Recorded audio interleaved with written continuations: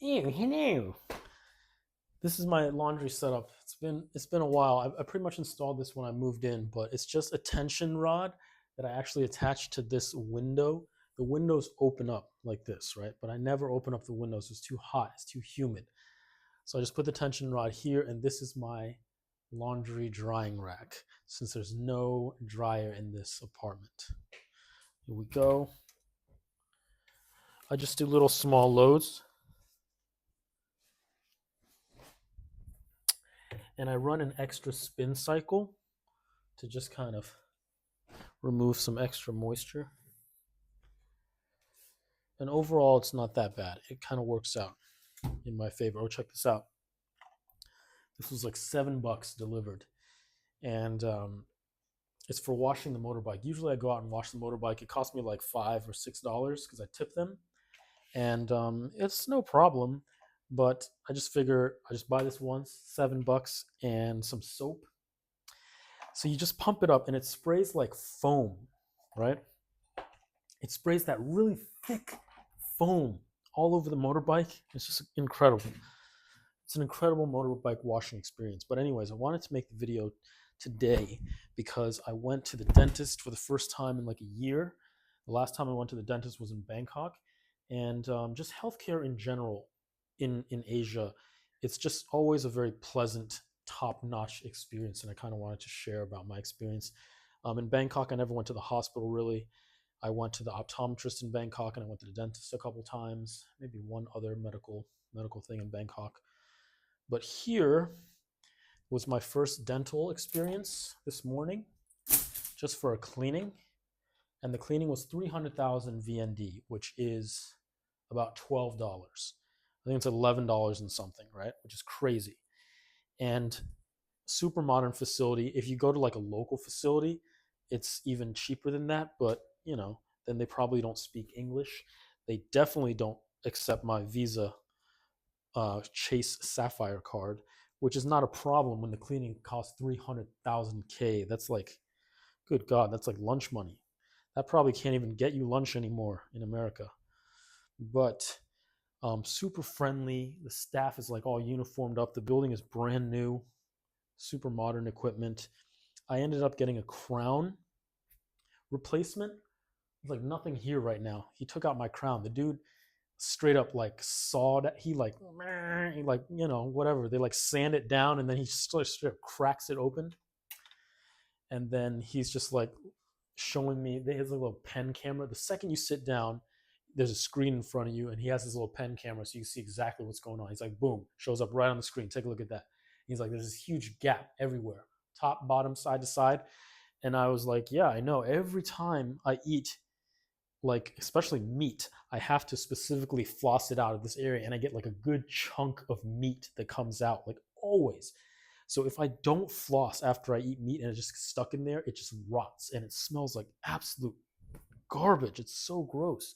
And he's like, yeah, there's just too much space. Food is getting in there. Even the food that I can't get out, it's just like sitting in there. It's very hard to clean. And he's like, yeah, if you don't change this crown, food's just going to keep getting stuck in there, and your tooth is going to rot.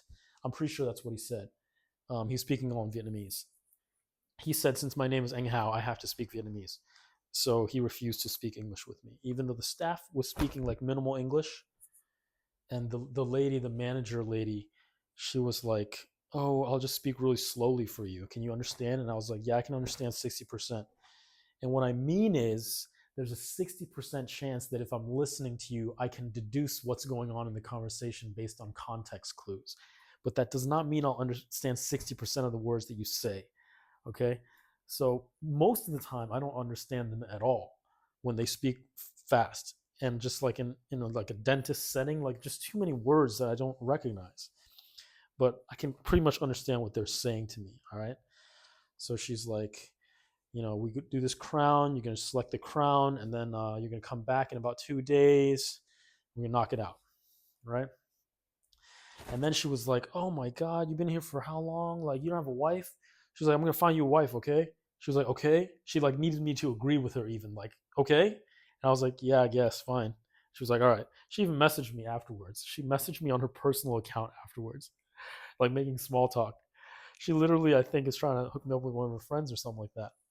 But that's happened a few times, a few times since I've been out here. But yeah, so anyways, the crown is like, I got to choose the crown. It ended up being like $650, and then I went to the dermatologist. 6:45 p.m. dermatology appointment because I've been getting these hives. I've been breaking out in hives. So strange. And I've been taking like Zyrtec, and it goes away, and then it comes back, almost like every day, like once a day. Some random time I break out in hives. It's like red bumps all over my body. It's not really itchy anymore, but I was like, something's going on. I probably got to get this looked at. It's like on my inner thigh, my arms. And the first time it happened, like 2 or 3 weeks ago, it did itch. I was in bed and it just itched like a mother. And then I was like red all over. And then I got some antihistamine. And the antihistamine always calms it down. The Zyrtec, the citrazine, or whatever the hell, it calms it down after a few hours. And then I'm like, okay, whatever. It's not that big of a deal. It's not affecting me too much, but I should probably figure out what's going on. I can't really figure out what it is. Like, I haven't really changed my diet. I haven't really I've been racking my brain, dude. Like, seriously, every time it happens, because it doesn't happen at like a specific time. It's like happens at all sorts of times. So it's harder to pinpoint something exactly, but nothing has really changed in my lifestyle or anything like that. So I went to the doctor. The doctor visit, dermatology, is $120K for the doctor dermatology consultation. They were like, "Can you come in at 6:45 p.m. tonight?" I was like, "Yep." I think they work at like a hospital during the day, and this is just like a side gig to help out the community. Because 120K, dude, that's literally like $4.50 basically. $4.50, and then you get in. The ground floor is a little pharmacy, and the pharmacy, it's just like a shabby little. It doesn't look like American pharmacy. It looks like a 7-Eleven or something. Medicine's just like right there. There's 2 little college girls. One's like eating instant noodles or something like that, and they're just sitting there like gossiping, chatting, laughing. And then just beyond that is like the doctor, and he has a little room and like a medical, like a receptionist. You take off your sandals, you pluck some sandals from the thing, and then you wear the sandals, the provided for you sandals. And she was like, "Yeah, it's gonna be 120, bro.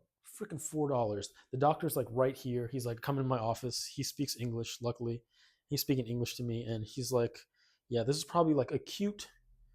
I forgot the term already, but it's like acute hives, basically like hives. He's like, "I don't know what's causing it, but at this point, it's going on for 3 weeks.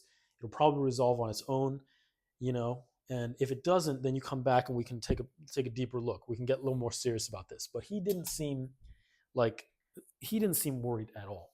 So that, I mean, I'm not worried at all, and I just want to make sure the doctor's not worried at all. That's why I go to see the doctor. But just literally 6:45. I got there even early. I got there at 6:40, and they take my cash, $4.50. See the doctor right away. He's like talking to me in English. Thank God. He's not worried about it. He's like, "It'll probably go away on its own. No big deal." I told him what I've been doing. I told him I've been taking Zyrtec. And he's like, "That's cool, but that makes you drowsy." And I have noticed it doesn't make me drowsy a little bit. So he's like, "I'm going to give you another one." So he prescribed me another antihistamine, Blacksmith or Blackston or something like that. Whatever. So I was like, "Cool." He's like, "Take this for 2 weeks at night." I was like, "No problem." And so for me, I'd really want to know like why this is happening, right? That's like, it bothers me that he doesn't care about that. But I mean, for $4.50, he prescribed something, and he gives me that peace of mind. Like, I don't care. This is not a big deal. Go home, man. I'm like, "Sweet, bro. I'll go home." You know what I'm saying? I'll gladly go home. And so I walk over to the pharmacy, and how it works here, right?